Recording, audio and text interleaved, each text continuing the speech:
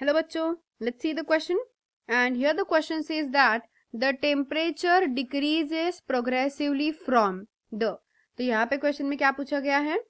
Question में ये पूछा गया है कि जो टेम्परेचर होता है वो किस तरीके से डिक्रीज होता है, फ्रॉम वेयर टू वेयर, ये हमें बताना है. तो जो टेम्परेचर चेंज होता है वो किस तरीके से होता है? बेसिकली टेम्परेचर जो है वो डिक्रीज होता है. Temperature decreases progressively. प्रोग्रेसिवली क्या होता है? टेम्परेचर जो है वो डिक्रीज होता है. And that is from equator towards the pole. So equator से पोल की तरफ जैसे हम जाएंगे तो टेम्परेचर क्या होगा? डिक्रीज होता जाएगा. तो ऐसा क्यों होता है? रीजन फॉर दैट, बिकॉज हमें रीजन भी तो बताना होगा ऐसा क्यों होता है. क्योंकि जो सन है वो सन लेस फार, या फिर हम कह सकते हैं बहुत ही कम दूरी पर है इक्वेटर से. एंड इसीलिए क्या होता है कि इट रिसीव्स डायरेक्ट सनलाइट.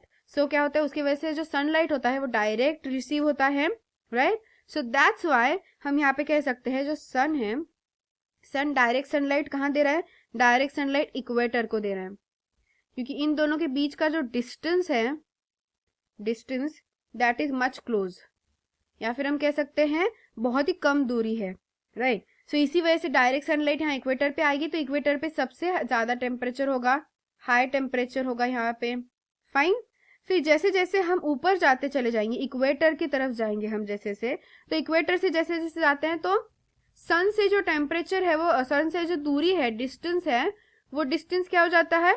बढ़ता चला जाता है, यानी मोर डिस्टेंस, या फिर हम कह सकते हैं इंक्रीज इन डिस्टेंस. डिस्टेंस जो है वो इंक्रीज हो जाता है सन के बीच में और इक्वेटर के बीच में. तो जैसे डिस्टेंस इंक्रीज होगा ऑब्वियसली उसके वजह से क्या होगा? जो मतलब जो भी टेम्परेचर है वो क्या हो जाएगा? टेम्परेचर जो है वो डिक्रीज हो जाएगा. करेक्ट. सो दैट्स वाई जिस तरीके से हम इक्वेटर से पोल की तरफ जाएंगे तो टेम्परेचर धीरे धीरे क्या होता जाएगा? डिक्रीज होता जाएगा. सो अगर हम ऑप्शन नंबर ए में देखें तो ए में क्या कहा गया है? So here in option number A, equators to poles temperature decreases. और साथ ही साथ plain towards the mountain, mountain की तरफ जो होता है टेम्परेचर वो प्लेन होता है. इसीलिए यहाँ पे हमारा आंसर क्या होगा? Option number D will be the correct answer for this question. क्योंकि दोनों क्वेश्चंस के आंसर कैसे हैं?